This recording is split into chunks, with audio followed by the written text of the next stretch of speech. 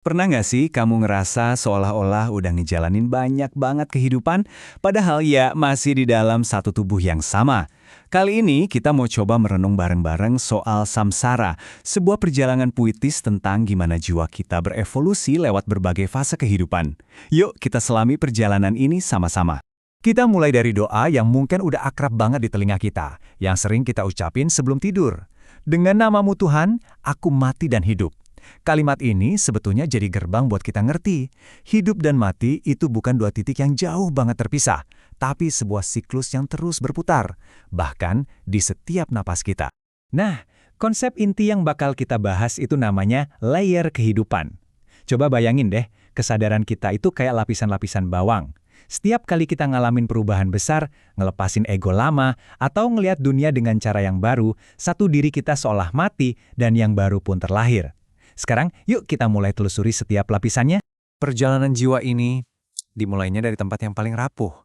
Fase-fase awal, di mana kita seringkali tanpa sadar ngumpulin luka-luka emosional dan ngebangun dinding pertahanan di sekeliling hati kita. Inilah fondasi dari siklus penderitaan yang bakal kita lihat selanjutnya. Jadi, semuanya itu berawal dari sini. Dari kehidupan pertama kesadaran kita.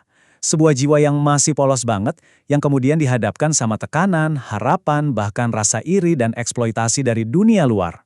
Dia ngerasa lambat buat beradaptasi, dan pas akhirnya berhasil, keberhasilannya malah ngundang masalah baru. Nah, dari sinilah jiwa ini mulai bawa beban pertamanya, rasa kecewa yang mendalam sama orang lain. Ironisnya, karena terlalu fokus sama rasa sakitnya itu, dia jadi buta sama orang-orang yang sebetulnya tulus sayang sama dia. Beban ekspektasi rasanya berat banget di pundaknya.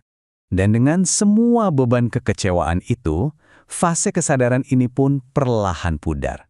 Lalu, ia meninggal. Jiwa itu lahir lagi, tapi ternyata nggak dengan lembaran yang bersih. Dia bawa luka dari kehidupan sebelumnya. Sekarang, kekecewaan itu berubah bentuk. Jadi kesombongan pas dia berhasil dan rasa minder yang luar biasa pas dia gagal. Ya, sebuah topeng buat ngelindungin hatinya yang rapuh. Coba deh kita lihat gimana luka itu berkembang. Luka kecewa yang gak sembuh-sembuh itu akhirnya melahirkan arogansi. Dia jadi susah buat percaya, susah buat mencintai, dan tanpa sadar kelakuannya malah ngejauhin orang-orang yang sebenarnya dia butuhkan. Terkunci di dalam benteng yang dia bangun sendiri. Terisolasi dalam kesombongannya yang rapuh itu. Lalu, ia meninggal. Di kehidupan ketiga, ceritanya berlanjut tapi bebannya nambah lagi. Sebuah emosi baru yang kuat banget dan mengakar sekarang muncul, rasa takut. Takut dikhianati, takut ditinggalkan, takut kehilangan apapun yang dia punya. Rasa takut ini yang kemudian bikin dia jadi posesif. Dia genggam erat-erat orang di sekitarnya karena takut kehilangan. Tapi, coba perhatiin deh, di tengah gelapnya itu ada secercah cahaya. Sebuah kesadaran kecil bahwa, ternyata ada kok orang yang peduli dan terima dia. Walaupun ada sedikit kesadaran, rasa takutnya masih terlalu dominan. Siklus reaktif yang penuh luka ini pun harus berakhir. Lalu, ia meninggal. Nah, disinilah titik baliknya. Momen yang krusial banget. Sebuah pergeseran besar di mana jiwa nggak lagi cuma bereaksi, tapi mulai nengok ke dalam dan bergelut dengan perannya sendiri dalam penderitaan yang ia alami. Fase ini emang menyakitkan, tapi sangat penting. Di fase keempat, sebuah paradoks yang menyakitkan terjadi.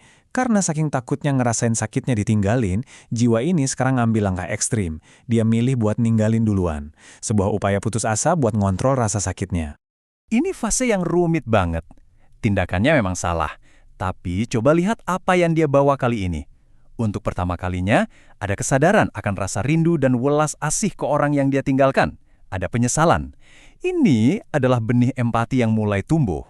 Dengan membawa luka baru karena udah ngecewain orang, tapi juga membawa benih kesadaran yang baru, fase sabotase diri ini pun berakhir. Lalu, ia meninggal. Dia lahir lagi, bawa semua beban masa lalunya. Fase ini tuh kayak tarik ulur.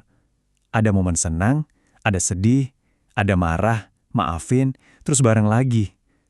Tapi, luka-luka lama itu masih ada, masih mentah banget. Buat ngelindunginnya, dia selalu jaga jarak, bahkan sampai di titik minta orang lain buat ngejauh. Dan ini adalah kematian terakhir sebelum momen puncaknya tiba. Akhir dari siklus di mana dia secara aktif mendorong cinta pergi menjauh darinya. Lalu, ia meninggal. Dan disinilah klimaksnya. Fase di mana semua rasa sakit yang udah numpuk, semua beban yang dibawa dari kehidupan ke kehidupan, akhirnya membawa kita pada sebuah transformasi yang dalam banget. Inilah jalan menuju penerimaan. Perubahan besar itu dimulainya dari satu pertanyaan yang keluar dari rasa putus asa. Jiwa itu akhirnya berhenti lari dan nanya ke dirinya sendiri. Kenapa sakit banget? Kenapa beban ini berat banget? Pertanyaan inilah yang membuka pintu menuju pencerahan. Jawabannya nggak datang langsung, tapi pelan-pelan, dalam hening. Pertama dia sadar kalau rasa sakit itu adalah akumulasi dari semua beban yang udah dia bawa. Terus, dengan kesadaran itu, dia mulai bisa nerima orang lain sedikit demi sedikit. Dan akhirnya, dia bisa menerima kalau pertemuan dan perpisahan itu ya emang bagian dari tarian alami kehidupan. Dan dari situlah pemahaman besar pertama muncul. Identitasnya jadi lebih luas. Nggak ada lagi aku yang sendirian ngelawan kamu atau mereka. Yang ada cuma kita. Sebuah kesadaran kalau kita semua ini terhubung. Perjalanannya bahkan nggak berhenti di kita. Dia mulai paham, walaupun mungkin belum sepenuhnya dirasain, bahwa di balik semua label, di balik semua pemisahan, pada akhirnya cuma ada satu keberadaan yang ada, sebuah kesatuan dengan alam semesta itu sendiri. Jadi apa ini akhirnya? Ternyata bukan. Ini justru awal yang baru. Kesimpulan yang indah adalah nggak ada titik akhir yang paten. Jiwa itu sekarang terus berjalan, bukan dengan perlawanan, tapi dengan kesediaan buat ngejalanin apapun yang datang. Nah, sekarang pertanyaannya kembali ke kamu. Sambil merenungkan siklus kepolosan, kesombongan, ketakutan, penyesalan, dan akhirnya penerimaan ini, coba tanyakan ke diri sendiri dengan lembut. Dalam perjalanan hidupmu saat ini, kira-kira kamu sedang berada di fase yang mana? Terima kasih sudah menemani perjalanan ini.